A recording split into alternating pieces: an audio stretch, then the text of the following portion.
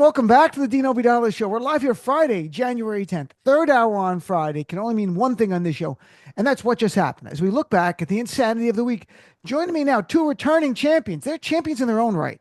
Laura Laham is back, my friend. She's a comedian, performed all over the U.S., the Middle East.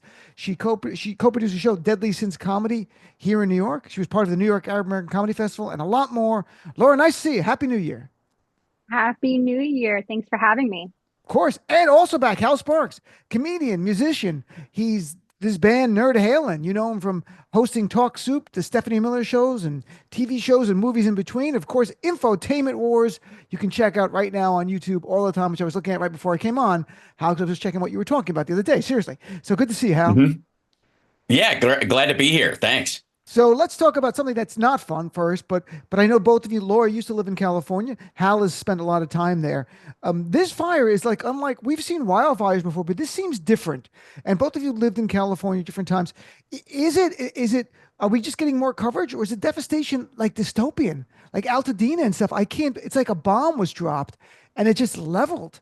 And we'll talk about the celebrity stuff and everything later, just about that. But Laura, is this different from and when you lived there? Did you have these kind of fires ever? I lived in LA for 10 years, 2013 to 2023, and Hmm. we've had plenty of fires.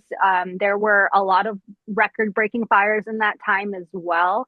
And I remember specifically like seeing them in person. It was literal hellfire, but none of the fires had ever done the kind of damage that we're seeing right now. And I don't mean that they haven't burned like hundreds of thousands of acres or whatever. I mean like they hadn't encroached on like civilization in the same way that they are now. Well, that's a rough way to speak Especially about Antelope Valley, but yeah.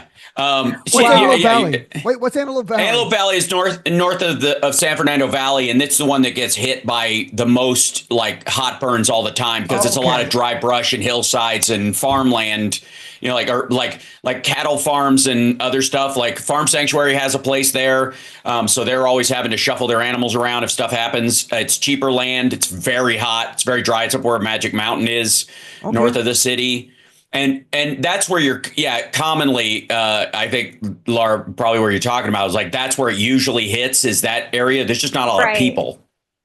Laura, It's did you have the to it's evacuate ever when you were in? Were you? I Did you have? never had to evacuate, and because I think I was living in LA County specifically, and that's probably the reason why it's getting so much more coverage this time around, also, is because of how many people live in LA County that are being affected Mhm. directly by this. It's probably fueling more and more of like the dystopian feel to it. I know a lot of people in Altadena and a lot of people in the Hollywood Hills who've had to evacuate. And I know that the Pacific Palisades has been hit greatly by this. Um, Mhm. just so many people who've had to evacuate. To So me, what got yeah. attention were comedians who are generally self-absorbed and don't care about anything. Were posting like "Stay safe" and "Evacuate if you have to." And comedy show Right. canceled tonight, which of course for comedians like that shakes them. Like what?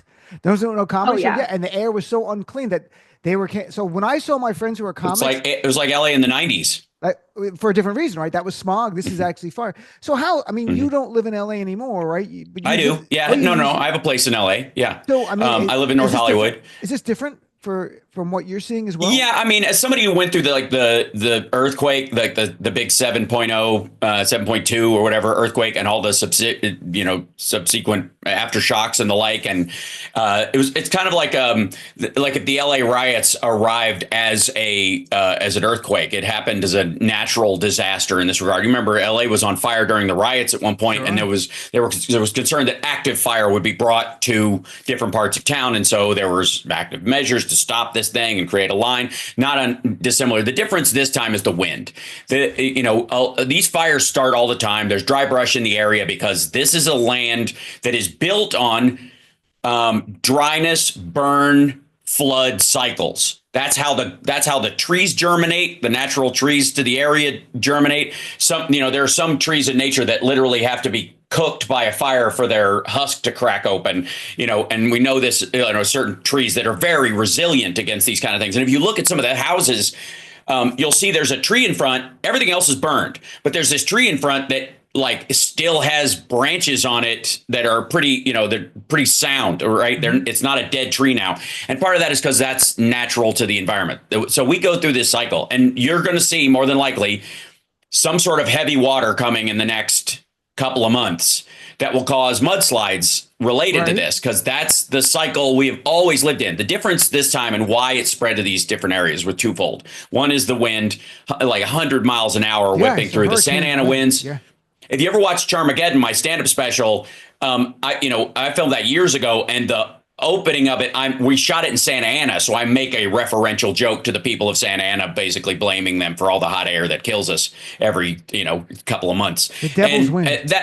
It still stands. It just never. It was like 30 miles an hour, 60 miles an hour max, but now we're at 100 miles an hour. It's a lot.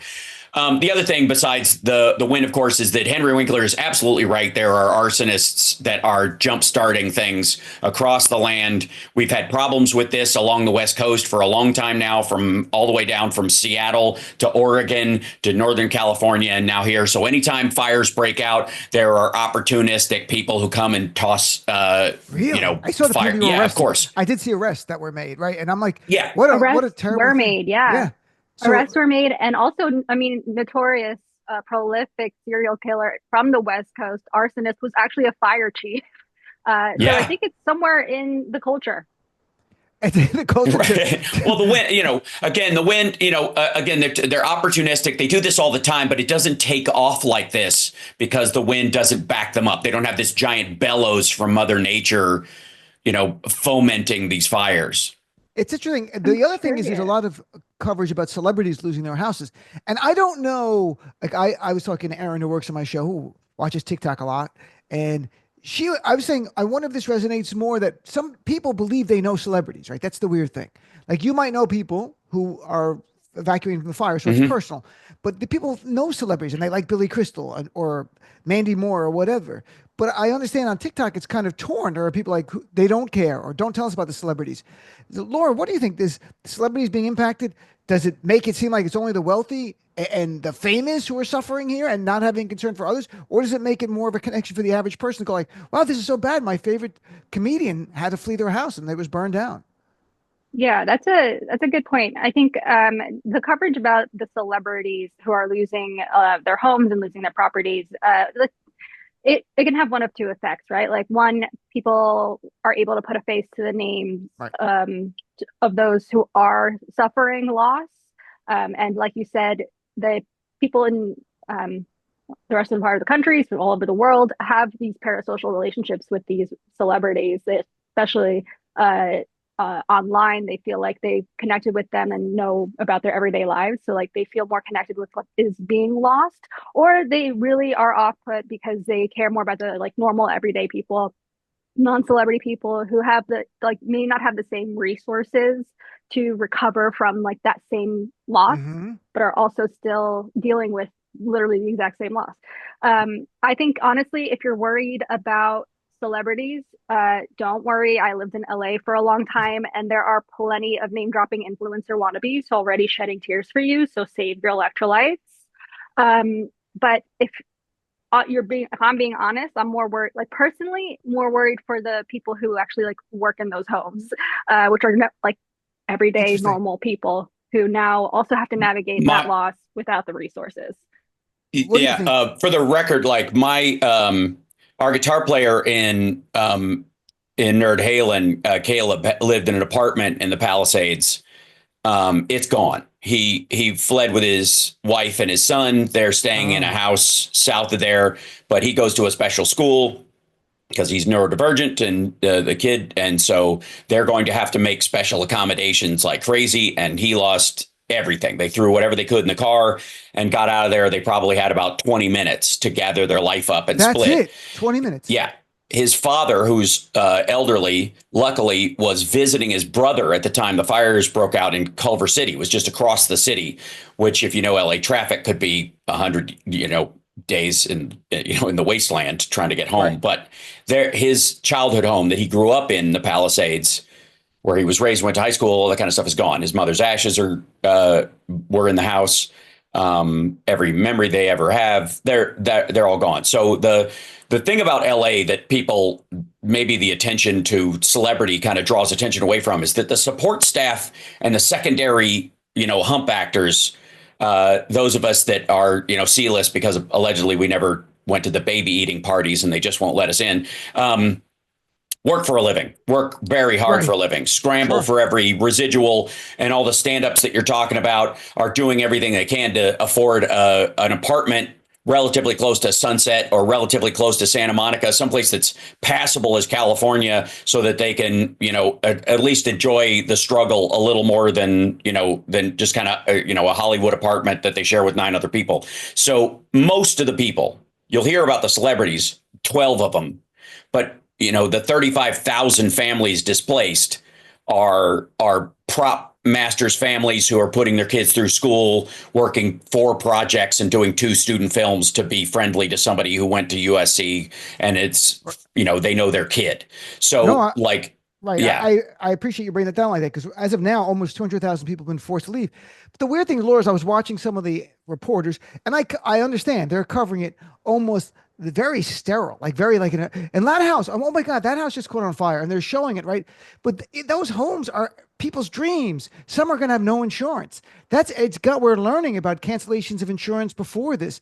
And there's no sense in the coverage until you talk about some celebrity that these are human beings and their family is everything they had, even if it's insured. The real things that make you a person are gone. The pictures, the souvenir, this thing that reminds you of your late mom or your late dad or a sister or something, whatever it might be, they're gone. And just the pain and suffering. People don't realize, I had to have work in our apartment for like a week because of a pipe above our ceiling. The whole time I'm like, whining and complaining. This is horrible. These people have to go live wherever they can for weeks and months and hope FEMA can help them out and hope that insurance comes through. And that's what I think is lost in the coverage. It's about numbers without people. And that's, so, Laura, do you know anyone who evacuated, by the way, any comedians or anything? I do know a couple people who evacuated. I actually have some friends who were living in Hollywood when the Sunset Fire was like getting close, that they were forced to evacuate. I know a lot of people who lived in Pasadena in that area who had to evacuate. My ex, his kid, is now staying with us in the house that we have in Atwater because his mom's house is in Pasadena, and his entire neighborhood was completely evacuated. His school in Altadena is completely gone, burnt down from. Wow. There's no hope for it. Yeah. So to be fair though, he is 8 years old, and he sent me a video of him dancing, excited he didn't have to go to school. So right. If you're looking for a silver lining, Laura, it says a lot about you. You let your ex stay in your family house there, which I don't know if I have any ex. I'm like, no, we didn't break up on those kind of terms. You're not coming. You're not staying. That's what I think. I'm not sure. Yeah, how would you? Fire resets the standard, though. That was more of a decision based on not necessarily humanity, but fiscally, it's half his house. Oh, all right. Well, that's a little different. Right? So there's a legal issue involved. I'm not that. I see. Yeah, that's legal. No, because I'm trying to think, like, if I had if it was a real emergency, even one of my exes who cheated on me and was terrible, stuff like that. If it became an emergency, I'd be like, okay, you can stay for like a day, then you get the hell out. That would be it. Like, I'll give you 1 day of solace after what you did to me. But I mean, come on. But Laura's a good person. As I got to know Laura, she's very kind, compassionate. You are. You know me. I'm way more petty than that. I would not have let. No, it's fine. All right, so it's half the house. So I'm talking about Laura. Yeah, I'd let my exes stay in the house with me. And my girlfriend, because I get along with all of mine, so that's the other thing too. Not like an enemy, but I mean, I don't. There's certain people. Yeah, no, it's just that I'm the goods, and everybody comes back. But the point is, they all come back. Absolutely, they circle like sharks. It's amazing. That I haven't seen on Facebook. I look them up; they're gone. So many years ago, they've married, they move on, they have kids. I'm like, yeah, that could have been my life. I think I'm actually happier now. Yeah, you just like wipe your brow and say, dodge the bullet. This is, obviously there's going to be conversations about, I would push back on something you said about the news coverage being sterile, because every time I watch, like, especially CNN and mostly CNN, because that's what we were watching for just kind of straighter coverage, because MSNBC and others were covering more of the Trump stuff, which I'm sure we'll get to in a moment. But sure, of course, you have to. CNN's people, it seems like they were trying to jab people to tears, where they were just leading them into that, like, this is your home and all of your belongings do you, and they want that break moment on screen, and it drives me crazy because I see it again and again. They're talking to these people who are just holding it together, maybe just got themselves together so they could be on camera and try to express what's going on, and then they're like, oh, that was your grandmother's house and she left it to you. What memories did you have in that house that's now just burned to a cinder? And you're like, you bastard. Like, they're actually doing the coverage that I would watch after a while. That's interesting. Fox News, of course, is like, how much do you blame Joe Biden on this from a scale of 1 to 10? A 9, an 8, 8.5, 9? Look, he could have taken a Sharpie and drawn a line around the Palisades and protected it from the fire, and he didn't. He couldn't bring himself to lift the Sharpie and redirect the flames. We're going to trade California for Greenland anyway, so it doesn't matter. Greenland's gone. We're going to have Greenland and California. California's gone. So, and this brings us to the crux of the show, which is politics, of course, a great deal of the time. Sure. And Donald Trump, that scumbag, trying to score political points. And what I actually like about Trump doing this, because there are too many Democrats like, let's find common ground. I want them to remember he is vile and despicable as a human being. He's not a good person. It's not even politics. There are certain issues we could probably find common ground on that are more populist, but it's not about that. He is a horrible person. So here he is and trying to score points. Gavin Newsom, he's calling him and all that stuff, as opposed to being like, they're fellow Americans and I'm going to be president of the United States in 10 days and I should care about them and I should talk about how I'm going to help Americans. None of that. Again, it's right back to the bad guy. And I'm like, nothing has changed. You're horrible. And I'm glad it reminds you. I mean, I'm not surprised, but a little bit of me thought maybe before he gets in, he would be different. He would be different in this, but nope. Back to being a scumbag and this bullshit about the Delta smeltfish, which he keeps talking about and making up lies that Governor Newsom didn't sign this water thing. And they keep saying there is. I watch every fact check. I've read every one. They go, there is nothing he's talking about. This doesn't even make sense. He's talking about these signs when you drive up the 5, like through Stockton, where it smells like cow shit for, 100 miles.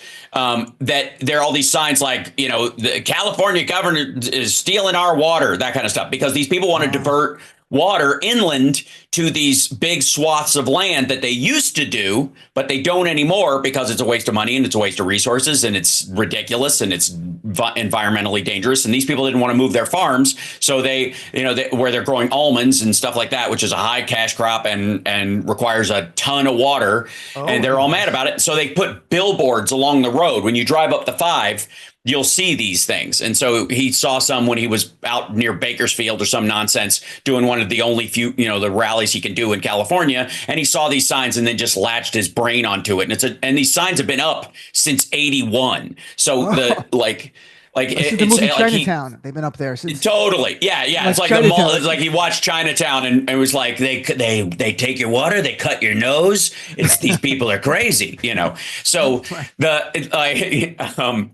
anyways, the point I'm trying to make is that he's using old talking points from a big ag. That's all it is. That's where that comes from. Laura, I mean, it's kind of, first of all, I didn't know what the Delta smeltfish was. I looked it up. I don't know if you've heard of that fish before. Did you know about this fish before? No, I never have. And a couple thoughts here. One is that Gavin Newsom is inspired. I mean, that great name. He's very smart. I'm here for it. He's very great with his bullying. Right. The thing is with Trump is that I'm ready for everyone to just get on board with not just even acknowledging that he's absolutely insane and saying this like idiotic, just fake info, like moron narrative. I want people to fight back with the same amount of fire. Like, I want Gavin Newsom to go on the record and say that this specific fish is what Jesus fed his followers. I want him to literally put out articles after article that this is this fish is the symbol of Christianity, just to see how Trump would backtrack for his own followers. Like, just start fighting fire with fire. I mean, if all places, take the fight. You think California would know that. Newsom is actually literally fighting fire right now. But afterwards, yes, I think because he's going to step up. And then you got how the other part is Elon Musk and like scumbags like Scott Jennings on CNN are blaming Yeah. DEI programs. And more DEI is just a placeholder for, it's the way they can say the N word, I think, out loud, to be honest with you. That's part of it Yeah, I right mean, now. there's always this in case of a emergency, break glass racism in a case nearby. Like, I don't have a good argument. Smash, like drag the hose of racism and just douse the entire landscape in it. The reality is that you know for some folks, this is opportunistic. Some of it's latent kind of baseline racism that they have. For Elon Musk, it's a cause. Elon Musk and Peter Thiel are both straight up eugenicists. They believe in genetic purity, and after one conversation, Trump has always talked about good genes and all this nonsense, and it floated through because he wanted to believe that he was smart because of his uncle John, who was at MIT for a few years, even though obviously it skips 2 generations, I guess. Because if Eric is the point, I weep for their kids, but um, he's believed this on a soft level for a long time. One meeting with Musk before that rally he did, I think it was in August, and he has been talking about fast racehorses make fast racehorses since then. And both of them report, like even Peter Thiel just went on this big like eugenics. We're going to have to start picking and choosing who can procreate. He says this stuff openly on podcasts. Wow. That we're gonna have to start picking and choosing, the best genetic among us, and blah blah blah. Which is, I mean, it's absurd. Actually, we need as many wet bodies as we can possibly get because of depopulation. But isn't that what Tinder's about, though? You pick and choose the people you're going to. No, it's different. I haven't been on Tinder. Yeah, that's not it's not for procreative purposes. That's it, right? Peter Thiel's upset or whatever platform. It seems like not the way you do it. Not right. The way Elon Musk, it seems Elon Musk, there's something deeply wrong with him. And it's beyond, it's, people are like, oh, James Bond villain, Lex Luthor. I've mentioned Rasputin, but all those people, real or not, it doesn't end well. And deep down, I wonder if it doesn't end well for Elon Musk. I really They're also smarter than he is, even in the movies where they fail. Because like Rasputin was very bright, and most of the Bond villains, you could argue, at least on an engineering and technological level, they had some say in the building of their underground volcano lair. Whereas he's delegating to smart people. He didn't create Tesla. I mean, Tesla is a great example. Tesla is the prime example of who this dude is. Tesla was a company created by 2 other guys. Using the Lotus body and putting electric, batteries in it and extending the range and really developing this kind of thing. And it wouldn't exist as a company we even know of if it wasn't for the electric car funding that was in the 2009 bailout for the auto industry. Obama specifically put in to help us along away from fossil fuels, funding for electric car companies, and Tesla was the single biggest beneficiary. Everything he has that turns a profit is under government contract. Tesla, SpaceX, XAI, right? But Laura, none of his private companies make shit. Laura, you were an engineer. Is Elon Musk, is he a genius somewhere? Did he do anything when you look at his stuff? And to this point that Hal made, do you think the Bond villains, were they actually geniuses on some level in their engineering prowess? I think the Bond villains had more interesting stories to tell than Elon Musk has. As an engineer, as a former engineer also, I would love to just really throw it out there. Not all of us are that smart. We can find ways to make it through engineering school. I've worked with people where I'm like, oh no, like don't go on a bridge. Like that's not, don't go on that person's bridge. Yeah. Yeah. So that's kind of the category that I put Elon Musk under. And if he fancies himself as, modern day Rasputin, I say we treat him like that. Let's go. Cyanide, gunshots, drowning, all 3. All 3, and the best part about the Rasputin thing, I think the analogy is that it wasn't like the people rose up and got rid of Rasputin. It was the fellow noblemen who were jealous of his relationship with Tsar Nicholas, right? And that's what's happening with Steve Bannon, calling him just this week. Steve Bannon said Elon Musk paymasters are China. Vivek Ramaswamy in 2023 said that he will jump like a circus monkey, exact words, for China when they call. You have others in the Trump circle who are jealous. And that's the ones it's not like us having an impact. It's the inner circle. And then one day, Elon Musk is drinking someone's coffee. Someone gives him a drink, and then he wakes up and he's in the river, and boom, Yep. and the world's just a little bit brighter of a place. That's all. I'm not Well, saying. all right. Hal is terrified right now. All assassination attempts aside, you know, Right. I don't That's want a to get joke, too of course. liberal on you guys, but I'm against that for the record. But No, we but I don't. will say this. I don't want him. I want him to be alive and just be underwater. I don't know. It's a pretty broad smile, Dean. I'm kidding. I'm messing with you. But that video. Here's I the gotta thing. fix that out. Oh my God, I'm sorry. First, Elon Musk, not an engineer. He got a degree in 1997 or 1995 in physics, but an undergrad degree. Most of it's been the fact that he had seed money from his rich parents from apartheid South Africa, from basically blood emeralds. And so there is a cushion for certain bullshit artists where they can get out over their skis in a way the rest of us can't. If any other person was looking for VC funding, like venture capital funding, and they went on something like Shark Tank or went to these rounds of VC funding and said about self-driving cars, like every 2 years, it's 2 years away, or next month, or 13 months away, on the schedule that he has done it for the last 9 years, they'd never be able to go back. They wouldn't be invited back after 6. But he had enough seed money that led him to PayPal, that introduced him to people like Peter Thiel, who also built on these things, that they ballooned that thing out and were able to create a cushion for being fucking stupid. And Trump is the same kind of way. His father's cushion gave him the illusion of being a successful businessman before he took over the company. And when he did, what happened? By 1993, they were basically insolvent, and he was borrowing from his brother and his sister's trust fund to keep the lights on, not to buy a property and salvage the company through a great investment opportunity, but literally just to pay the bills day to day. That's what an asshole he is. If it wasn't for The Apprentice, he'd be a stain from the 80s. And Mark Burnett knows this. The same thing is true of Elon Musk. If it wasn't for the bailout of 2009, the crash literally buying him a window into this and making him effectively a liberal darling because he was a guy associated with an electric car in the second round of, I mean, fuck, who killed the electric car? That movie came out like in that window of time. I want to say in like 2 years either side of it, and furthered this mythology that somehow he was a champion of this thing. His factory, his gigafactory, is in China. Where does the source of his aluminum come from? Russia. He speaks Russian. He doesn't speak Chinese. Yeah. No, never criticize the Chinese government. Never, ever, ever, ever. There's numerous articles. He will never criticize their leadership in China because they're essentially his business partner. I mean, right. They're his they're 51% owned in the project. You have to if you're going to open a project that big. If you're going to build something that big. I did a show there. You know, I hosted a show for 2 years that we were filming leading up to COVID called Explore China. Never saw the light of day because in the edit, COVID hit. But I was there for months at a time.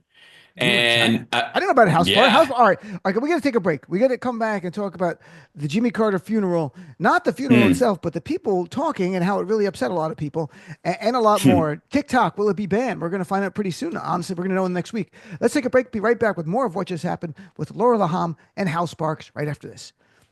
And welcome back. Guess who's still here? Laura Laham and Hal Sparks. We're continuing with what just happened here on Friday, January 10th. So nice of you two to drop in. Thank you guys for being here. How are you been? Excellent. Good to see you. All right. So Laura, Jimmy Carter's funeral. I admire Jimmy Carter. I mean, the reason, a great deal of it is in 2006, he wrote a book called Palestine, Peace or Apartheid, and really caused a conversation that opened the space up for a lot of people to have the conversation now, which is still hard because you'll be demonized and blocked on Twitter, on Facebook and Instagram for it. But he really started a conversation no one could have. But that wasn't the point of the funeral coverage. It was Trump sitting next to Obama or Mike Pence walking past Trump. And it was like the Real Housewives. Like everything, like everyone was like, can you believe they were talking? You see who shook hands with the other? What was Melania wearing? Which that was a fair question because it didn't really make sense. I didn't know she looked like a pilgrim. So a lot of stuff going on. It kind of did make sense.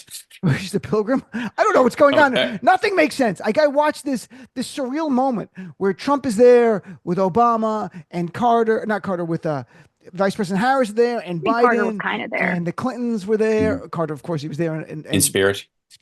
And his kids and all. But Laura, do you think we make too much of it, or whoever it is makes too much of it when Obama he's assigned to sit next to Trump?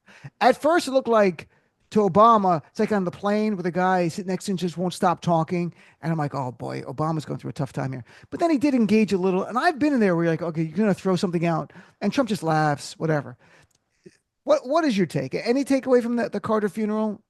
It is the epitome of the Hollywoodization of politics. It Ah, really is. I think it's been a long time coming, especially with the way that Trump had been running since 2016, and even before that, the way he had presented himself in the media, and his opposition to Barack Obama, and all the reasons he had his opposition to Barack Obama. because he's It's racist. all just to stir up drama, because that's what gets Mhm. your viewers to like actually, pay attention. Outrage gets eyes on your cause, right? So Hence it's Greenland, really, Panama, invading Canada as a 51st state. You're absolutely right. Yeah. it doesn't have to be true. It doesn't have to, it literally is just for the storyline, which is exactly what they're Mhm. working towards.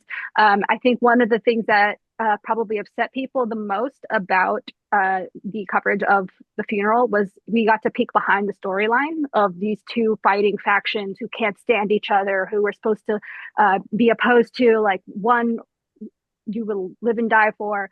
Because you see, all of them are just actors behind the scenes, shaking hands, just people. And they're benefiting from all of this politically. They're benefiting from all of this personally.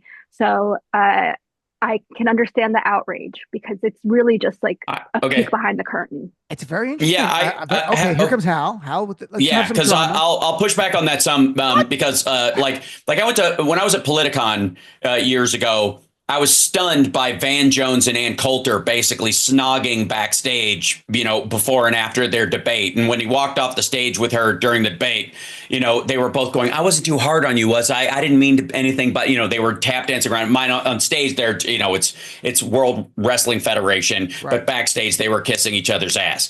Nobody at that funeral was not aware that they weren't on camera or being watched in that regard. They were very aware. This was not a hidden camera moment or a I guess an open mic. The and there is an element where we as Americans sometimes will take for granted that even with the level of discord between our two parties, we do have but for January 6th, a relatively peaceful transfer of power and a cordiality that goes with this kind of thing, even as vicious as it's been. Think back to the civil rights era. Think back to, the right after the Great Depression and the language used by, different political parties against each other over time, but yet at the same time, my gentleman from the North may visit upon us this great congratulatory noise about the power of the black man and why he should be here, but I cordially disagree. That kind of crap that was around Right. for 100 years. So by comparison, this is very muted in that regard. Secondly, if this was Trump of 2012, I'd agree. You draw a line with Trump of 2012, but this is Trump of 2025, who is a jello-brained old fart, who has a malleable ego and is vacillating around with looking for anyone who likes him. And it is amazing to me that the Republicans themselves are all on thin ice. They're being called rhinos. The maggots are fighting against him. Even Chip Roy is maybe going to get primaried because he dared stand up against these people aren't going to raise the debt ceiling, which the Democrats want to do. Right. If Obama leaned over and went, it's that debt ceiling, man, that's going to mess with you. That if you could get rid of that debt ceiling, that's what held us back. We were trying to do all kinds of stuff, but that debt ceiling, damn. And Trump was like, the debt ceiling's got to go. Like, it was so obvious that he is manipulative. You can manipulate him, is what I'm saying, and Laura, that's what I see being done. Let me become even more petty. On Tuesday at the Trump press conference, he didn't look well at all, but by the Carter thing, he looked like I've seen drag queens with less makeup. I mean, he has caked on, like, I'm not kidding. And I am slightly being petty because I enjoy it because, whatever. But what makes you feel good, girl? It's a little, he looks like shit. He looked ill. And again, I honestly don't wish him or Elon Musk any kind of illness at all. I don't want to carry that kind of bullshit in my life. So, but he didn't look well at the press conference. So they dialed him up. They put on everything. He was like, he should probably has a nickname, his drag queen nickname, and he came out. It was so ridiculous. And no one in the Hmm. media will mention, is he covering up an illness? The guy's about to be president. It's actually not petty. It's relevant.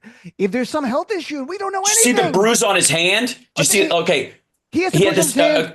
He still has the bruise. He had that bruise when Yeah. Time Okay. Magazine interviewed him a month ago, and he said it's from shaking Yes. 1,000 hands. I'm like, no, it was a month after the No. campaign. He's getting probably intravenous blood thinners into his He hands. totally is. That's what's going Biden on. had a little one, like the size of like maybe a nickel on the back of his left hand, and it was news for days. Like there were these, all these coverage on like, what's that spot? And meanwhile, Trump's entire back of his hand is purple for weeks, and nobody's saying anything. He had, that one where he introduced Hussein Subjani, the guy from Damak who sells condos to Russians, who he's like going to invest $40 billion in. The guy he introduced before his last little presser.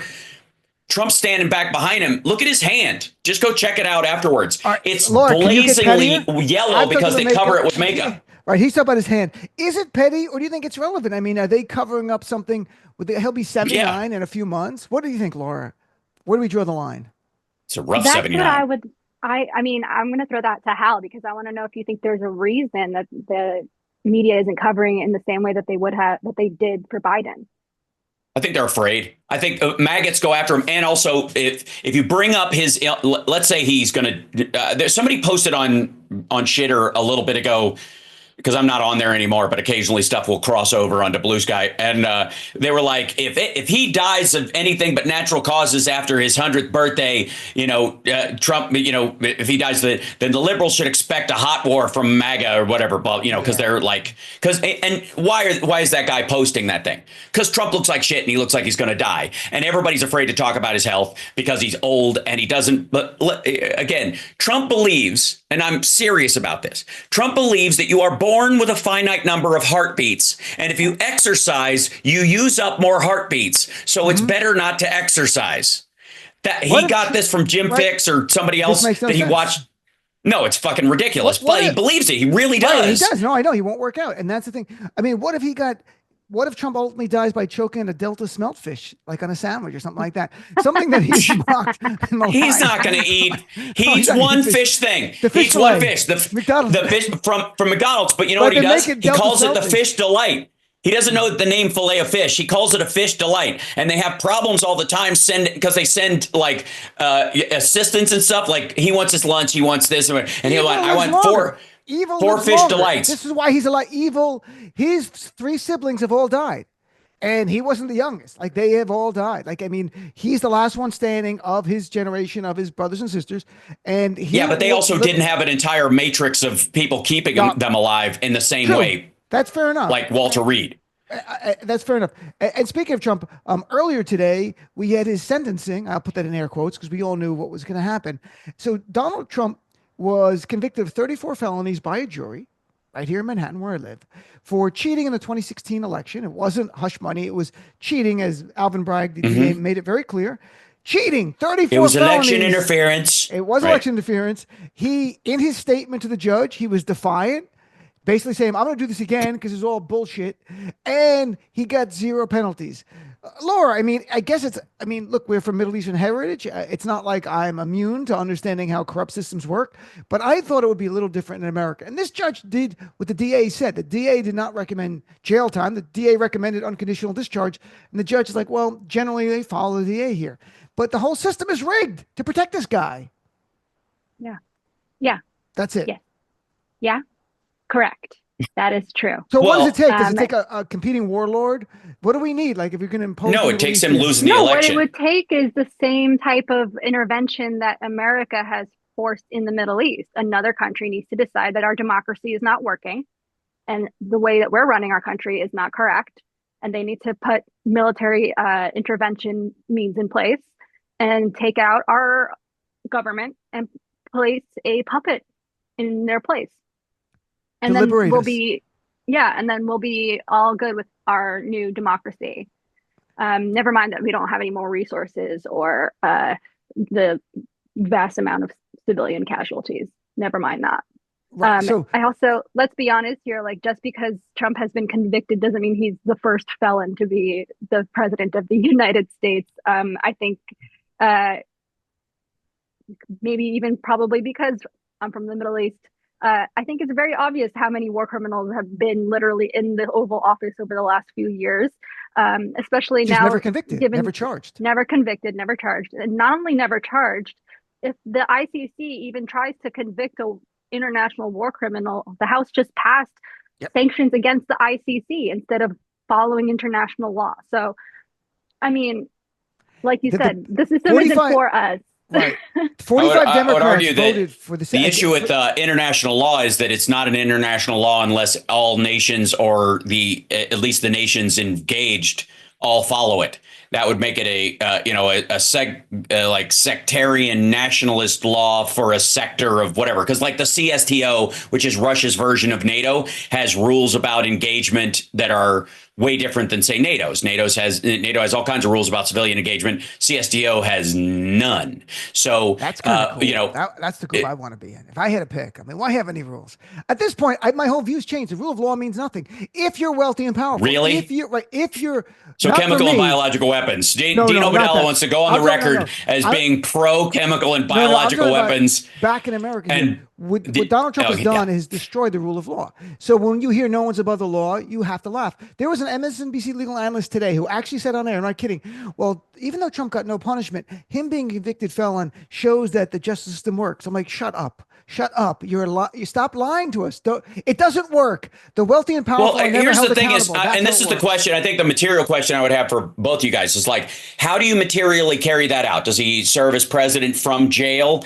Can any state from now on, can any state in the union file charges in absentia or directly against any potential presidential candidate or anybody? And this is not about guilt or innocence. File those charges and then because of a law they said in Texas suddenly has a free speech for everybody, and therefore if you try, not for abortion.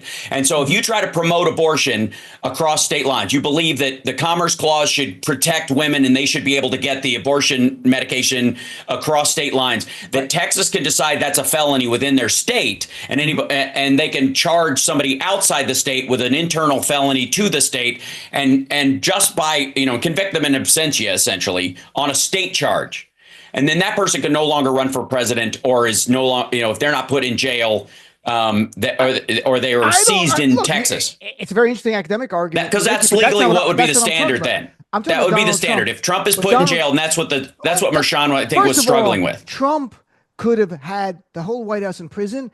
World leaders have to come through. They'd be strip searched. Be kind of awkward. You might have like the Prime Minister of England gets shanked in the bathroom. That'd be kind of cool. The dinners are in the state dinners are in the commissary, the prison commissary. He'll have the best. The food would be too good though. He'll have the best. They'd make him meet minimum nutritional standards like they do in prison. Like he wouldn't do that in the White House. So you'd be like, what is this shit? Vegetables. Trump would have the best prison gang, the Orange Brotherhood. They'd be running the place. It would be great. So, look, was he going to? They'd be everybody's bitch. What are you talking about? Honestly, Donald Trump should have been. In this case, he has no priors and his age, he would have gotten probation, to be honest, right? So they could have done a probation that he'd serve later when he comes out, perhaps. I understand not getting jail time here. I'm really talking about the January 6 cases. That's really where guy attempted a coup right in front of us. He incited a terrorist attack in front of us. That should have been, but let's not get into that. I want to talk last couple of minutes here on TikTok, because some of you use it, sometimes you don't. We have friends who use it. They made their careers on it. And they're looking at January 19th being the day on paper. It could be banned in certain ways. You can't download it, but it's still going to be available. But I don't know how it's going to play out. But let's start talking the big picture. Laura, should TikTok, is it much that big of a threat where China's getting our data that it should be banned, or is there something else going on? So I am an avid listener of most cyber attack and cybercrime like podcasts. And so I can tell you, literally, they already have your data. Your data has been leaked. Your data has been leaked over the course of many years. And it's at this point global and on the dark web. It can be found. Everything about you can be found. If you've been online, if you haven't taken measures to conceal your identity from the very beginning, like your data is online and it's been leaked. So I think at this point, it's really just posturing, like saying, well, TikTok is sharing. I mean, yeah, it's gathering data, it's gathering more additional data, it's gathering more information. There's always been this type of internal freak out. I think there's the same type, a similar type of freak out over Instagram when it first started getting very popular as well, about how much data it's collecting on you. Sure. We always talk about this stuff, right? Right. Yeah. The thing is, with this being an internationally owned company, directly tied to China, and of course that's like the big ooga booga scary monster for America, along with Russia. Sure, if the only way for you to feel good about yourself is to ban it, ban it. I personally, I don't care. Laura doesn't care. And TikTok, where do you come down, Hal? Get like 100% on punt it or shift it to it doesn't have to be the US, but it should be it may be an EU company at the very least, or whatever. The standards and the algorithm design. Yeah. Well, I'm saying the EU standards are actually higher than ours as far as privacy controls and that kind of stuff. Yep. But insofar as China, as somebody literally, like, I hosted that show because they needed somebody who was funny and spoke Chinese, and there was only one of us. So I understand it was an easy audition for me to get. Yeah, of course. You know this. I do. Yeah. Anyway, so point being is that ByteDance and the system under WeChat and the algorithm that TikTok is run on is an active PSYOP measure that the Chinese government works on strategically, country by country. They don't just target it at the West and leave it going. They have specific elements of the algorithm that are aimed at Canada, that are aimed at Germany, that are aimed at the United States, that are aimed at fucking Denmark and Finland. This is not an accident. And the way they view, like, the industrial base of all these countries as a direct threat against their country, because that's the primary thing. They become the factory of the world, and that's starting to collapse. And so they are taking an active militaristic pushback on that. This is not and it's not about the data that they just got from you. It's about tracking data, location data, phone call data. Like, it's active data as opposed to passive data. It's not just all your old pictures from Facebook, but it's what you're doing every day and what you're buying every day, and crisscrossing it without your permission. We have a lot of TOS and we breeze past them in the West. We don't bother to look, but they are there. And if they were ever violated, you would have a lawsuit or some way of dealing with it, or the company itself would be in trouble. ByteDance has none of those restrictions. Someone who's never been shadow banned on Instagram for posting unwanted material. I certainly have. You have too? Of course I have. Did you post something that was same thing with YouTube? Like, was that? I had a guy on. I had a pro-Trump lawyer at Universal Music Group give me a 4-year a video I did 4 years before the last election, not the previous one, 2020. If they hit you, if UMG hits you with a copyright strike, it takes you can't stream for 90 days. He waited till it was 86 days from the election so that I couldn't stream through the election. Oh my God. To promote it. This was that was a direct active measure. Yeah, so yeah, I do know what it's like. But what I am saying is that that's part and parcel to some level of pushback, or whether shadow banning being what it is, or control by folks that we can prove or not prove, that this is definite. Like, the Chinese government is actively doing this with TikTok, because TikTok's not allowed in China. It isn't. They have their own version of it, and it's a totally different machine. You can't use TikTok in China. You can't. All right. You're not allowed. I appreciate that, especially that you've been to China and you did some work over there. But we're out of time. I just want to give you both a chance to plug your work and where people can see you and follow you. Laura, where can people follow your work and your comedy? You can follow me on Instagram, if I'm not shadow banned, at Laura Laham. And I just want to also add Free Palestine. And she was at Free Palestine. That's it. We were banned. We'll be off YouTube after this. It's going to be banned. What about you, my friend? Hal, where can people follow you before we're all banned? Well, obviously on TikTok and no, I'm kidding. YouTube, infotainmentwars.com, and of course Twitch, and I live stream where I just come to everybody else. So I'm on Instagram and Facebook as well, and I live stream basically every day. My radio show's on every Saturday, the Hal Sparks radio program, Mega Worldwide, and it's a podcast now. So the Hal Sparks podcast, Mega Worldwide, whenever you find it. And then I'm on Blue Sky at halsparks.com. And I follow you there. Well, both of you, thank you so much for being on. I really appreciate it.